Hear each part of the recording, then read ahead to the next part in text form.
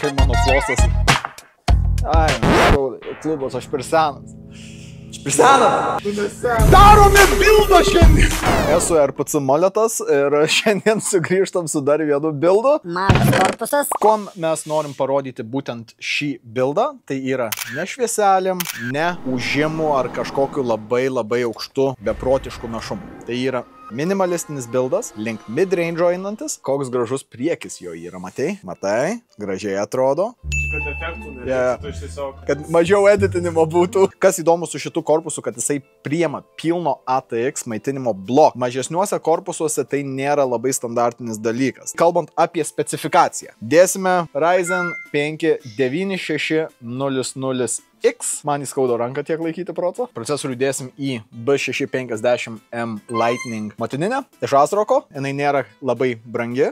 96X nėra, kad jie labai kaista. Vis tiek VRM-ai turi kažkiek aušinimo. Plus šita motininė turi Gen 5 M2 slotą. Reiškia, gausite pačius greičiausius greičius, ką galima gauti iš jūsų M2.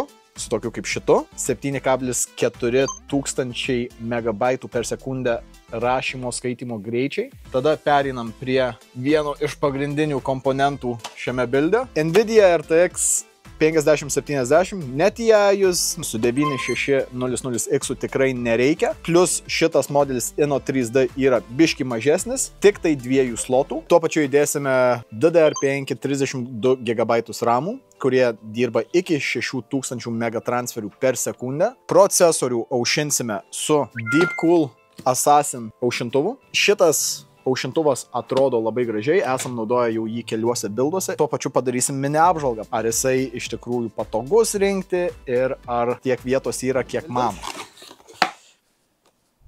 Ne pica, kepa. Realiai man reikia tos dėžės. Komponentai atrinkti taip, kad jie būtų mid-range variantas. Galima taip ir įdėti 5070 Ti, tai nėra būtina tokiam bilde. Bet tai nesako, kad tai nepaveš realiai visko, ko jūs norit daryti. Visi žaidimai puikiai veiks ant tokio kompiuterio. Redagavimo darbai puikiai veiks ant tokio kompiuterio. Net ir dirbtinio intelekto susijusios funkcijos, kurios gali būti jums reikalingos, irgi net su šitokiu kompiuteriuku veiks gerai. Nvidia nebe žaidimų kompanija, o dirbtinio intelekto kompanija. Gameriai nepamirškit, Nvidia jūs išpardavė.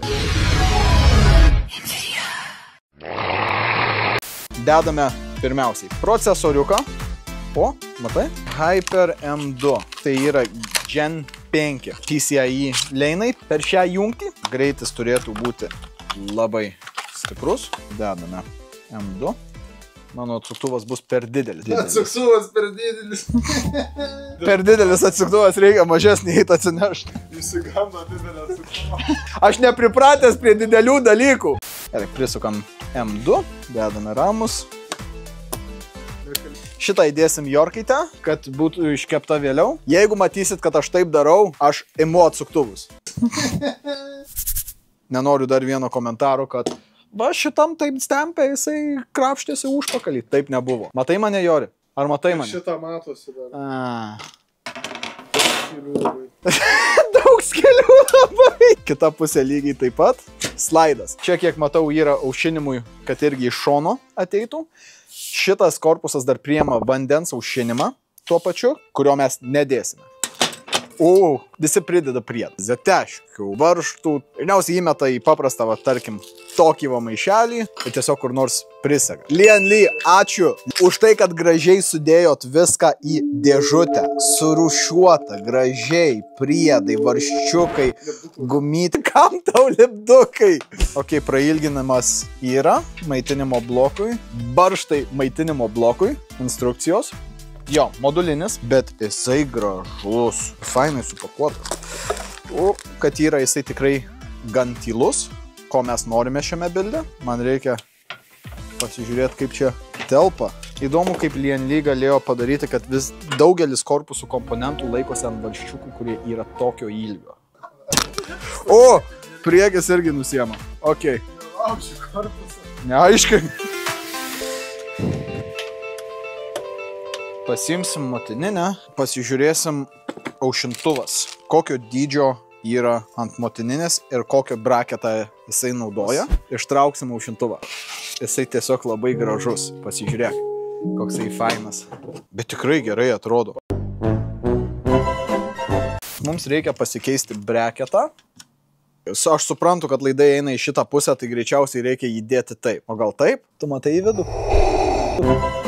Gerai, ši dalis viršutinė pasirodo nusiema, čia ne vientisas. Ventiliatorius ant klipų. Čia taip padaryta, kad išsiema ventiliatorius, kad galėtum prieiti prie varžtų, kurie yra viduj. Dėl aušintuvo dydžio mes jį uždėsime įdėję tik tai motininę plokštę į korpusą. Todėl, kad jisai uždengia porą varžtų pritaisyti motininę prie korpuso. Įdedam skardelę. Azrokai, turiu vieną nusiskundimą. Kam tu esi dadėjęs šitas 2 skylutės, jeigu čia antenų nėra? Dėsime dabar aušintuvą. Suprantu, kodėl davė tokį ilgą įrankį. Prisukau. Opa! Tai ką tai reiškia? Pasižiūrėkit, ant kiek mažas clearance'as yra. Nebe centimetrais yra matuojama, bet milimetrais būtų. Reiškia, spaudimas bus geras. Gigabaitas, nice, inkludino naujuosius Nvidios 600 W kabelius. Paprašysime žmonių komentaruose, kurie dar žiūri šį video. Ką manote apie naują backgroundą? Ar pasilgote monitorių sienos, ar ne? Duokite mums žinoti. Vienas iš didžiausių privalumų naudojant modulinį maitblokį, tu naudoji tik tai tiek kabelių, kiek tau reikia. Turim vieną, kuris eis į vaizdo kortą, turime vieną, kuris eis iki motininės dėl CPU ir vieną, kuris tiesiog iki motininės eis, kad motininiai jėgą duoti. Tai reiškia, kad bus daug švariau. CPU čia, o pataikiau. Motininės laidas maiteko pusiai. Come on, galėjai gražesnį padaryti. Pravesim greitai laidus.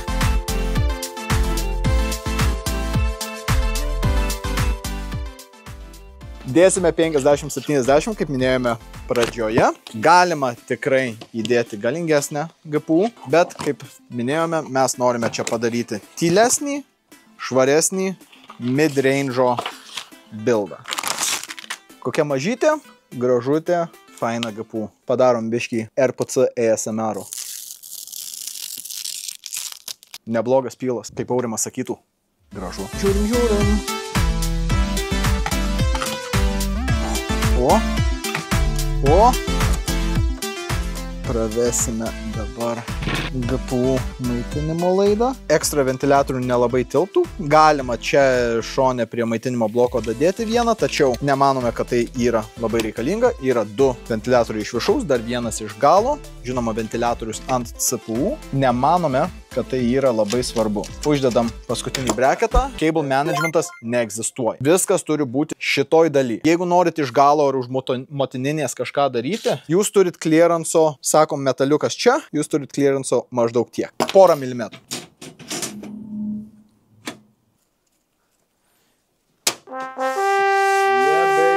O, nugaras sutraškėjo, negerai, negerai. Tai aš sakiau, kad dar laidus tvarkysiu. Aš buvau tą motkos laidą. Mokykis, vaikeli. Matai, va šio laikinį mokytą ir kenčia. Jau mačiau lemputę žibą iš galo. RGB. Kokia RGB? Galia pasižiūrėk, RGB yra.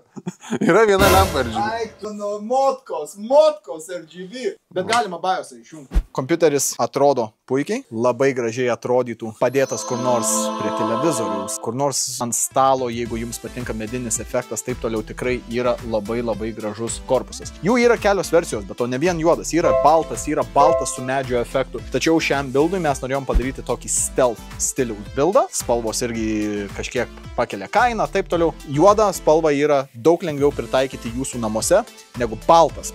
Ruda mediena yra daug lengviau pritaikyti jūsų namuose negu kitokios stiliaus mediena. Lienly A3 korpusas. Turiu kelis nusiskundimus dėl šio korpuso. Cable managementui labai negeras. Jeigu nenaudotumėt modulinio maitinimo bloko, būtų daug problemų. Jisai turi tikrai daug vietos ventiliatoriams. Čia galima 3 ventiliatorius į viršų dėti. Taip, ir vandens aušintuvą lygiai taip pat. Jeigu dedate dar vandens aušintuvą, jūs galite dar 3 ventiliatorius čia dėti pagal vidinį breketą ir dar yra vietos ventiliatorių iš galo ir ventiliatoriams iš apačios. Čia mešas eina iš visų pusių. Iš galo, iš priekio, iš viršaus ir iš abiejų šonų. Reiškiasi, jūs šitą kompiuterį galite sukišti kosminius komponentus, jeigu jie telpa. 3, 3, 3, 9. 10 ventiliokų tokiam mažam korpuse pilnai telpa. Lienly A3, aš dar su tavim pažaisiu labiau, pabandysime kitokių gal bildų. Pasakykite, ką manėt apie šį bildą. Biškį paprastesnis bildas negu anas. Ir jeigu norite pamatyti daugiau bildų, komentaruose duokite žinoti. Dėkui, kad žiūrėjot. Aš esu Robertas iš rpc.lt ir tikrai bus labai gerai. Bus labai gerai. Viskas bus gerai, labai gerai. Bet kaip kas, kodėl gerai, nežinau. Nes mažas aš pasakiau. Ate Aronai, jau pasilgau tavęs. Ate RPC Aronai. Tauliubiškai perlauk, iki nedirba. Iki 8. Jori, blemba! Žinok, nespėsim pastatyti kompo. Kaimo nesustabdysi.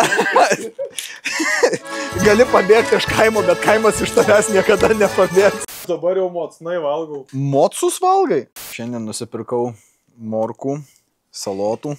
Stengiamės nejudint korpuso renkant kompą. Pabandom taip. Nu gerai, bandom, viską bandom. Čia daug iššūkių, Ropkė. Taip, nebaigiau pasakot. Visi Vilniečiai sako, atvaryk į Vilnių. Nesidalintų, jeigu būtų taip faina Vilnių. Švitrigailos gatvė 5 Vilnius. Dėsime. Turėtų biški kitaip stovėti. Tai biški kabo gal nieko. Kada kabėjimas buvo problema? Rykštę reikia atnešti.